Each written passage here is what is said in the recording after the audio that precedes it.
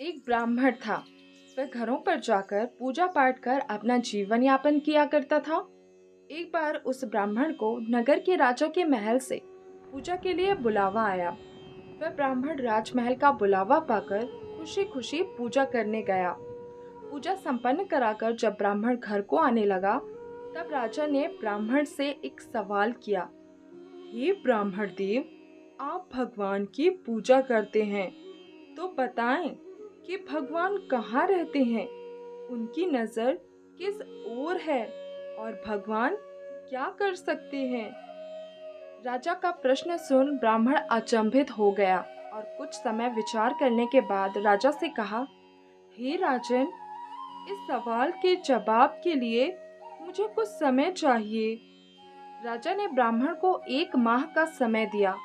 ब्राह्मण प्रतिदिन इसी सोच में उलझा रहता कि इसका जवाब क्या होगा। ऐसा करते करते समय बीतता गया और कुछ ही दिन शेष रह गए।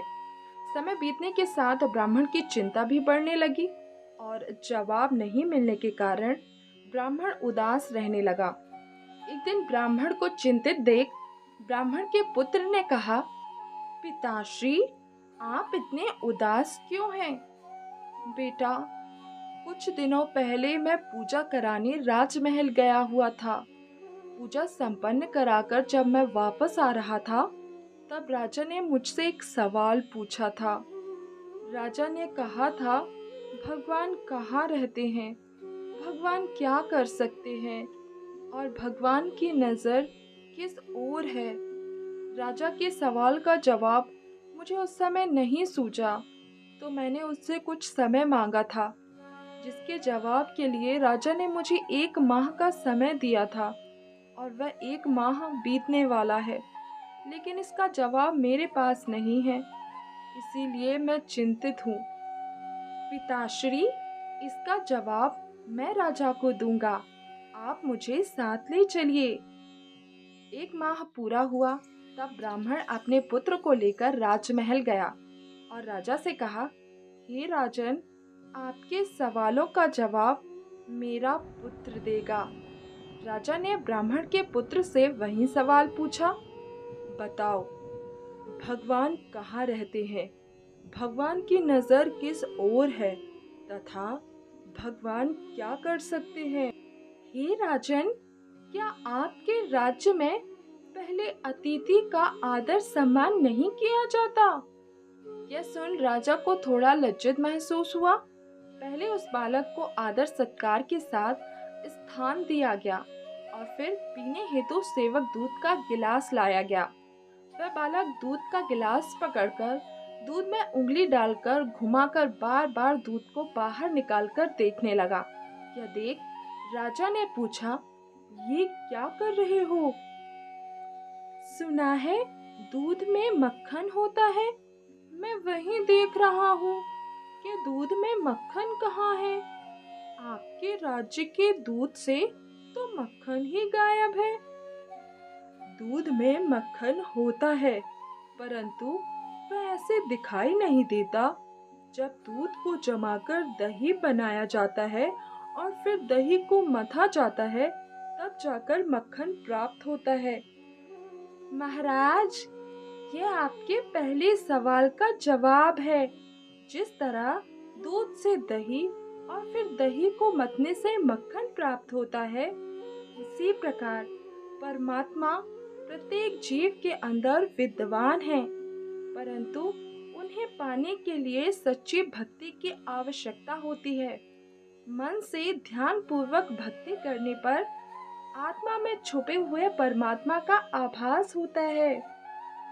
राजा ब्राह्मण के पुत्र के जवाब से खुश हुआ और कहा, अब मेरे दूसरे सवाल का जवाब दो, भगवान किस ओर देखते हैं?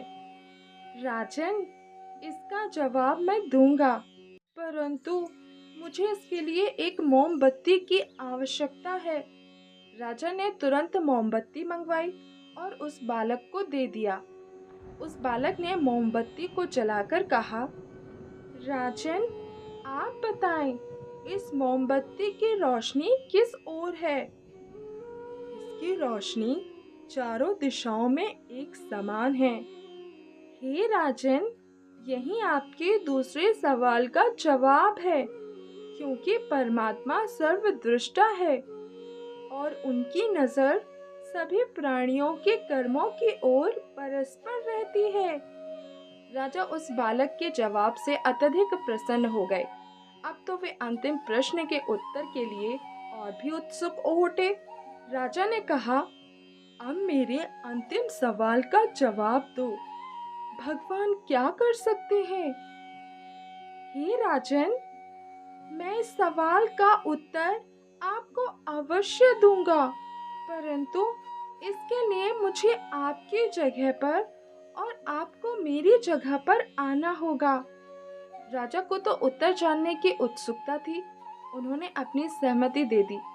वह बालक राजा के सिंहासन पर जा बैठा और कहा, राजन, आपके अंतिम सवाल का जवाब यह है। आपने कहा था कि भगवान क्या कर सकते हैं, तो भगवान यह कर सकते हैं कि मुझ जैसे रंक को राज सिंहासन पर बिठा सकते हैं और आप जैसे राजा को मुझ जैसे सवाली के स्थान पर, अर्थात राजा को रंक और रंक को राजा बना सकते हैं। यह आपके अंतिम सवाल का जवाब है। राजा उस ब्राह्मण पुत्र के जवाब से अत्यधिक प्रसन्न हुए और उसे अपना सलाहकार बना लिया। भगवान हर एक जीव के हृदय में निवास करते हैं। परमात्मा के साथ प्रेम करोगे तो वह आपको सही मार्ग दिखाएंगे। इसीलिए हर जीव को पूजा पाठ, भजन कीर्तन करना चाहिए, जिससे आप अपने अंदर की उस शक्ति से जुड़ सके जो आपके भीतर ही मौजूद है, लेकिन आप उसे पहचान नहीं पा रहे।